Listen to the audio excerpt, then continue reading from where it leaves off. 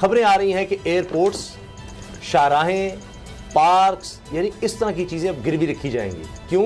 क्योंकि कर्ज चाहिए इस मुल्क को, और कर्ज के लिए जिस तरह कहते हैं ना घर के बर्तन अब बेचने की नौबत आ गई है। अल्लाह, बस क्या कहें, बड़ा दुख होता है ऐसे लफ्ज़ बोलते हुए।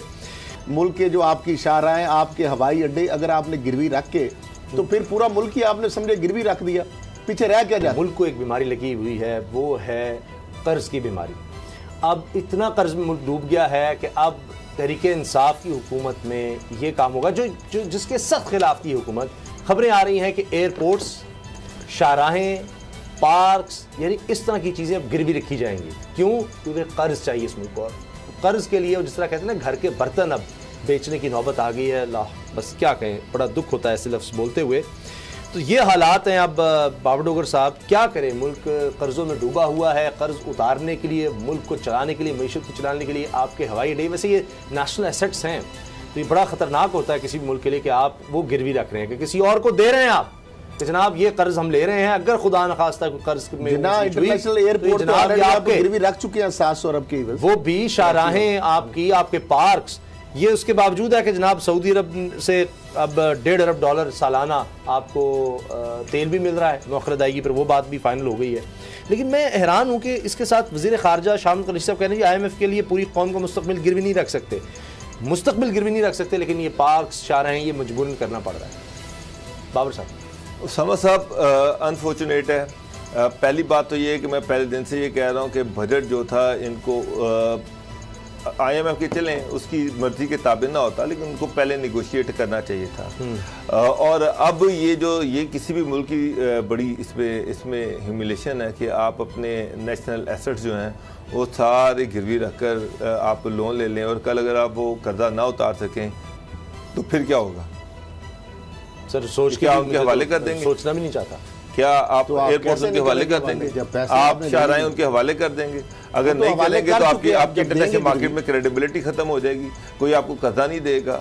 वो तो अब इस तरह मैं तो ये नहीं समझ आ रही कि इमरान खान साहब ने तो जब आए थे तो उन्होंने तो ये नारा लगाया था। नून लीग के दौर में भी हो चुका है, तो इसलिए अब और कोई हल नहीं है। 18 खरब रुपया इससे मिलेगा, और चूंकि बजट खसारा है इसके बावजूद कि प्रोजेक्शन बड़ी अच्छी है जी, इतना हम कलेक्ट कर लेंगे हम, यानी कुछ 6000 अरब रुपया, 5800 समथिंग टैक्स कलेक्ट करेंगे। 1.8 खरब है, 1.8 खरब है, 18 खरब नहीं है। अच्छा सॉरी, लेकिन यह है कि 6000 अरब रुपया आपने टैक्स इकट्ठा करना है। इसके अलावा जनाब बाहर से भी फंडिंग होगी, रेमिटेंस भी, उसके बावजूद ये खसारे का बजट है, और खसारा पूरा करने के लिए और तो कोई हल नहीं है कि आपने ये काम करना है, ये काम होगा। ये तो असद करल साहब और तो कोई हल नहीं नजर आ रहा। ये मंजूरी अब वफाकी काबीना अगर नहीं देती तो मुझे बता दें कहां से करेंगे? इससे बड़ा जुल्म क्या है? अगर वफाकी काबीना मंजूरी नहीं देती तो खसारा कहां से पूरा? हवाई अड्डे हम रख रहे हैं गिरवी, 3 मोटरवे हम गिरवी रख रहे हैं ऑलरेडी। एक कराची जो एयरपोर्ट है, जिस तरह जिन्ना इंटरनेशनल एयरपोर्ट है, पहले ही हम गिरवी रखकर 700 अरब रुपए उस पर कर्ज हम ले चुके हैं,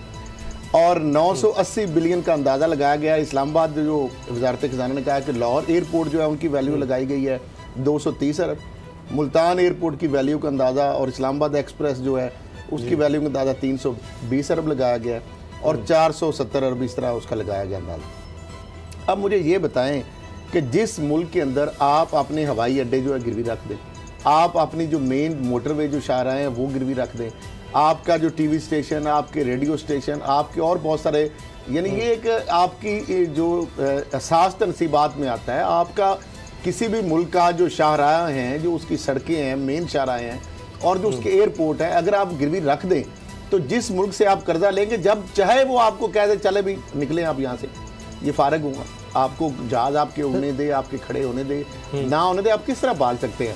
फिर इंटरनेशनल कोर्ट ऑफ जस्टिस है, आप इस तरह तो बदमाशी तो नहीं कर सकते।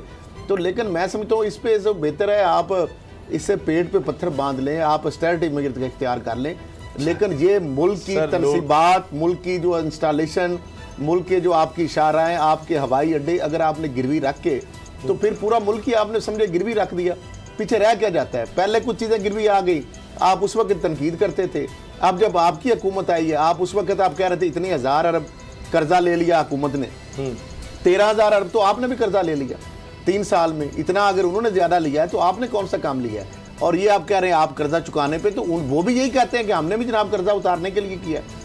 तो ये आप अल्लाह तल्ले आपने बंद करें, और वो चीजें जो है आप अगर मुल्क की ये तनसीबात को असास सारा किस लिए है, क्योंकि सर गिरवी रख के आप यहाँ पे खुद मुख्तारी जो है सवरेंटी जो इमरान खान साहब कहते हैं, देनी है, यहाँ पे सैलरी नहीं उतारने हैं, लोगों को सेहत की सहूलत आपने देनी है, किस तरह से ये अभी ये कह रहे हैं कि इकोनॉमी का पहिया चल गया है, अभी ये कह रहे हैं कि इस बजट में कोई ऐसी चीज़ नहीं जिसको क्रिटिसाइज किया जाए, ये अवामी बजट है।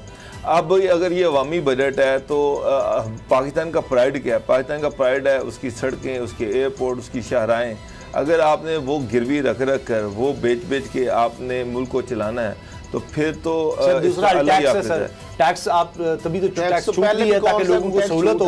अब वहां से बचाने जाते हैं तो फिर इसके अलावा तो कोई हल नहीं है। मुझे बता दें, ये जो 1800 अरब रुपए का अगर खसारा हो रहा है तो ये कैसे पूरा होगा? कोई आपको और तो कोई सहूलत है नहीं। IMF का तो ये बजट में कहते ना, बजट में बताते कि ना हमारे पास पैसा कोई नहीं है और हमने अगर इसके सारे को पूरा करना है तो हम ये सड़कें गिरवी रखेंगे, ये एयरपोर्ट गिरवी रखेंगे, ये चीज़ें गिरवी रखेंगे।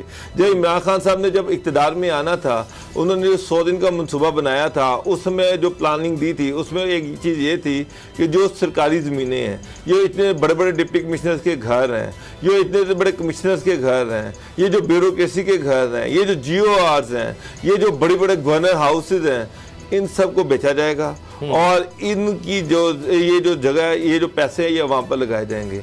अब आप ब्यूरोक्रेसी के सामने बैठ गए हैं। गवर्नर साहब जो आपके गवर्नर हाउस छोड़ने को तैयार नहीं है, ब्यूरोक्रेसी GORs को नहीं छोड़ने को तैयार है। अल्टीमेटली कराची में उस दिन पर ये खरल साहब खुद कह रहे या पढ़े थे कि 750 अरब रुपए की सरकारी ज़मीन है सिर्फ कराची में जिस पे कब्जे हुए हैं। मैं मतलब वो कब्जे छुड़वाएं। ये जो पंजाब में इतने बड़े आलीशान DC हाउसेज हैं जो कि कई एकड़ों पर फैले हुए हैं, DPO हाउसेज हैं, ये जो कमिश्नर के घर हैं, ये जो DIGs के घर हैं, इनको आप बेच दें, आप इनको सेल करें और इससे पैसे लेके तो सारा आते ही इमरान खान साहब ने सारा इसका डाटा वगैरह मंगवाया था, लेकिन मुझे नहीं पता उसके बाद फिर क्यों नहीं उसामा साहब, शायद वो गवर्नर हाउस जो है इतना बड़ा प्लेशियल गवर्नर हाउस है और इससे आपको इतना इनकम मिल जाएगी। कराची का गवर्नर हाउस है, KPK का गवर्नर हाउस है, ये बलूचिस्तान का गवर्नर हाउस है, इसके बाद वहाँ पर GORs हैं, इतनी सरकारी ज़मीन है, इतनी लैंड है, आप उसको करें, उसको बेचें, क्यों उसको रख के बैठे हुए हैं? मसला ये है कि वो ब्यूरोक्रेसी इतनी हिम्मत नहीं है, जरूरत नहीं है, ब्यूरोक्रेसी इसको कभी होने नहीं देगी। गवर्नर पंजाब जो है वो अपनी बेइज्जती समझते हैं कि उनको पंजाब उनको पटियाला हाउस में घर दे दिया जाए। तो जब आपके अपने जो आपने खुद बयाना दिए हुए हैं आप उनको ही पूरा नहीं कर पा रहे तो फिर तो समझ ये बातें सर, आपकी बातें दुरुस्त हैं, इमरान खान साहब सही कह रहे हैं ना, लेकिन जब हुकूमत में आते हैं सर वो बातें और होती हैं। अब गवर्नर हाउस ये कहना बड़ा अच्छा है वो कि जी अब तक यूनिवर्सिटी बनाने का, ताकि वो किसी को देना बड़ा मुश्किल है कि वहाँ क्या प्लाजे बना दें। हम मिसाल के तौर पर गवर्नर हाउस बड़ी प्राइम लोकेशन पर जा सकते हैं, बेचने के हक में नहीं, लेकिन रिसोर्सेज है जो सैकड़ों एकड़ पर मुहित है, दर्जनों एकड़ पर एक जो बंगला है सरकारी जो है किसी जिले में या आप डिविजनल लेवल पे, तो उसको अगर वो बड़ी कीमती यानी पोश इलाकों में वहाँ पे अगर आप शॉपिंग मॉल बना सकते हैं, वहाँ पे आप प्लाजे बना सकते हैं और उनको लीज पर दे सकते हैं, उनको शॉप्स, वो चीज़ें। तो अगर आप नहीं करेंगे तो फिर मुल्क की अगर आपने असासे ही गिरवी रख तो कर्जे लेने हैं तो ये तो फिर आने वाली नस्लों को और मुल्क को